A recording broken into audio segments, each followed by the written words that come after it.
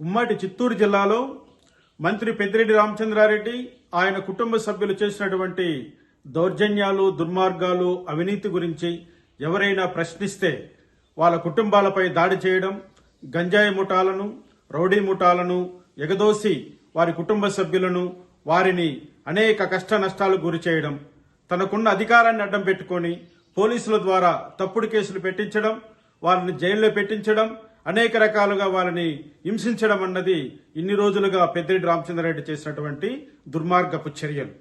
ఆ దుర్మార్గపు చర్యలను ఈరోజు న్యాయస్థానం ముందు పెద్దిరెడ్డి రామచంద్రారెడ్డి సమాధానం చెప్పుకోవాల్సినటువంటి సమయం వచ్చిందని ఈరోజు నేను తెలియజేస్తున్నాను.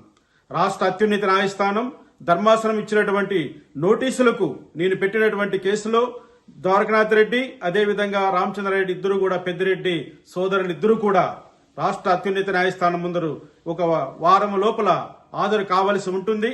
అదేవిధంగా అన్నమయ్య ఎస్పీ గారు కూడా నేను ఇచ్చినటువంటి అనేక కంప్లైంట్లలో ఉన్నటువంటి విషయాలను పరిశీలన చేసి వెంటనే దానిపైన రిపోర్టును కూడా హైకోర్టుకు సమర్పించవలసిందిగా ధర్మాసనం ఆదేశాలు ఇవ్వడం జరిగింది. ఈ రాష్ట్ర హైకోర్టు వారు ఇచ్చినటువంటి ధర్మాసనం ఇచ్చినటువంటి ఆదేశాలు ఏవైతే ఉన్నాయో అవి పెద్దిరెడ్డి పతనానికి పునాదిగా మారబోతున్నాయని నేనందరికీ తెలియజేస్తున్నాను. ముఖ్యంగా పెద్దిరెడ్డి రామచంద్రారెడ్డి ఈ ఉమ్మడి చిత్తూరు జిల్లాలో చేసినటువంటి అఘాయిత్యాలకు తగిన మూల్యం చెల్లించుకునే రోజు దగ్గరలో ఉందని హెచ్చరిస్తున్నాను.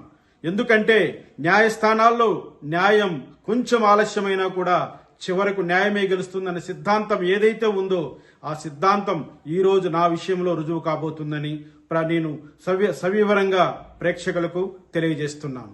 జై భీమ్.